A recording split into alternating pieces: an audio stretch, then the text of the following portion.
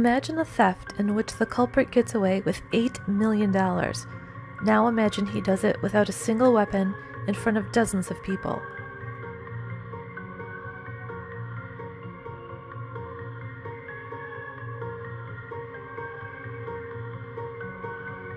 Hello, I'm Susan. You're listening to the White Collar Black Heart podcast. This is episode 1. White Collar Black Heart is a true crime podcast that covers white-collar crimes exclusively. White-collar crimes are usually financially motivated and nonviolent, but their impact can be huge. We'll cover cases involving fraud, forgery, embezzlement, Ponzi schemes, insider trading, labor racketeering, and more. And now, today's episode. On April 3, 2017, Carrie Lee Jeffrey and Christiana Scavuzzo of Pall Mall Art Advisors began a routine audit of the contents of the Oliver Room at the Carnegie Library in Pittsburgh. The Oliver Room contained some of the rarest holdings in the library's collection. It was almost exclusively made up of what are called incunables, books printed at the dawn of movable type from 1450 to 1500. Audits of museum and library collections are common, though they are not frequent. In this case, the Oliver Room contents hadn't been audited since 1991. Within the very first hour of the search, Jeffrey and Scavuzzo discovered something horrifying. They were looking for a group of 3 volumes entitled History of the Indian Tribes of North America. It had been produced between 1836 and 1844. It contained 120 hand-colored lithographs of Native American tribes who had come to Washington, D.C. to negotiate treaties with the U.S. government. When the volumes were finally discovered, tucked away on top of a shelf, they had been gutted. Every single one of the 120 lithographs had been cut out of the bindings. Just 4 days later, on April 7th, Jeffrey and Scavuzzo met with the library's director, Mary Frances Cooper. Their preliminary audit results showed many more volumes were missing, and many more had been torn apart for their contents. Reeling from the devastation, Cooper ordered the locks changed on the Oliver Room. Who didn't get a key? The Oliver Room's director, Greg Priory. This is the story of the Carnegie Library theft. In 1881, Andrew Carnegie, a Scottish-born industrialist who made his money in steel, committed to a gift of $1 million to the mayor of Pittsburgh. For comparison, that's roughly equivalent to $26 million today. Carnegie was a well-known philanthropist who gave away large portions of his wealth before he passed away. Libraries were a particular favorite of his. He started more than 2,500 of them around the world. The main branch of the Carnegie Library opened in 1895. 5 additional branches were opened through 1910. Later, the city added another 13 branches. The system serves Pittsburgh and the surrounding areas. In 1991, the library reorganized its rare books and manuscripts to be stored in the Oliver Room, named for longtime benefactor William R. Oliver. The library conducted an audit of the collection and hired Greg Priory as the director. Priory worked with preservation specialists and conservators to upgrade the environment and the security for the room. The collection contained around 25,000 items. I worked in a museum for 7 years. The institution had 1 million 3D artifacts and 26 million 2D artifacts. Books, manuscripts, photographs, and more, similar to the Carnegie Library's rare book holdings. I saw firsthand how dedicated preservation specialists and conservators are. These are the people who make sure one-of-a-kind artifacts are stored safely so that they last for generations. Paper artifacts in particular are incredibly fragile and need special storage to control light, temperature, and humidity. Handling of them is kept to a minimum. In the redesign, the Oliver Room moved from wooden shelves, which could leach paper-destroying acids, to metal shelves, and several windows were blocked off to reduce light.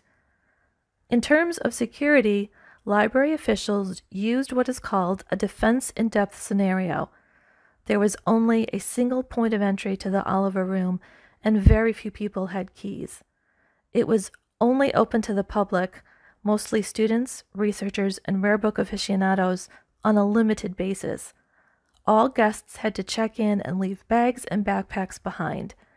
There were even surveillance cameras in the room. The biggest deterrent, however, was Priory himself. His desk was located in the Oliver Room, so he could keep track of how these rare and delicate items were handled. The oldest book in the collection was a set of sermons printed in 1473.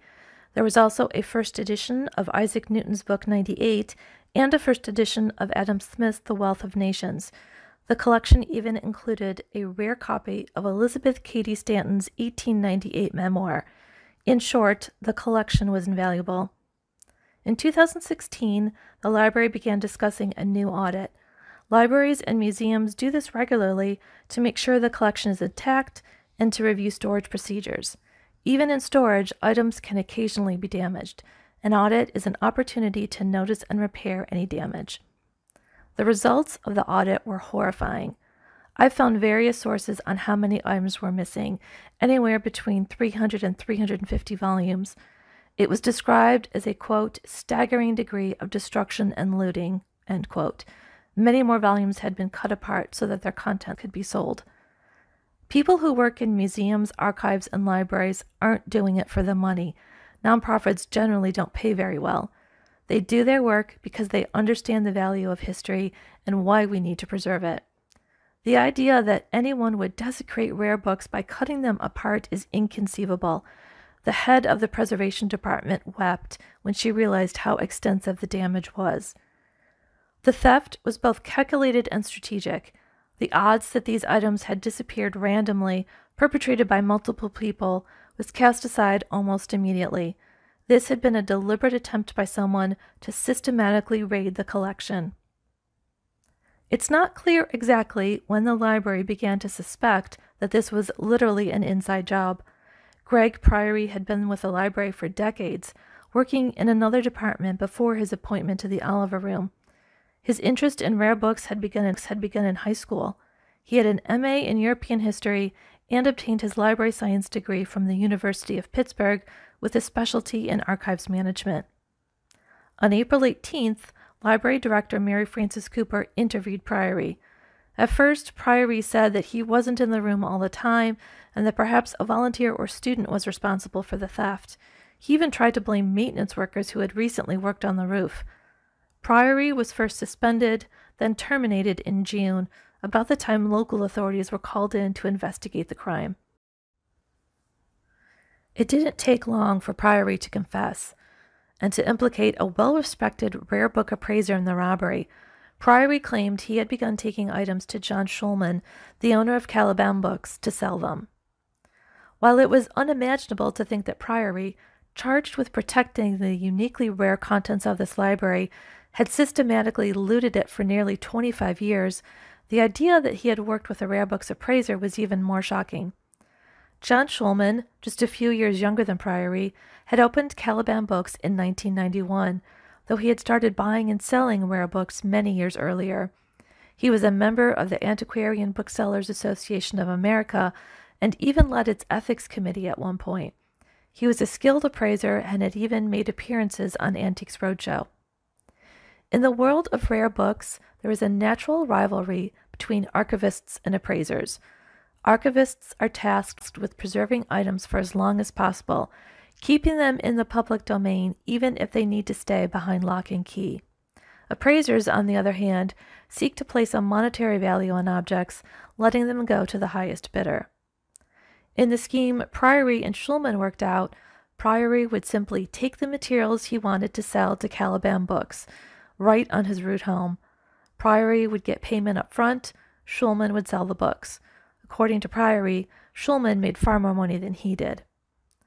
Libraries and museums mark all artifacts, both 2D and 3D, so that they can be identified. The marks are also used to prevent theft. The appraiser who comes across an item with a museum or library mark would ethically be required to investigate to determine whether the artifact had been deaccessioned, purposely removed from the collection, or stolen. In most cases, the mark alone would remove much of the value, making it less attractive to appraisers or collectors. To get around this, Schulman invented a specific mark for items Priory brought him, a bright red stamp affixed to the book plate that read, "Withdrawn from library." This allowed Schulman to sell the items without raising any suspicions. In the end, more than 300 volumes were missing, and another 16 sustained major damage from being cut apart. The library claimed the value of the missing items was $8 million. While the library needed to assign a monetary value to claim the insurance, it's difficult to determine the value of one-of-a-kind items. Many of the stolen items were so rare that other copies may not exist anywhere else. In August of 2017, search warrants were served on Priory and Schulman to search their homes, Caliban's location, and one additional warehouse.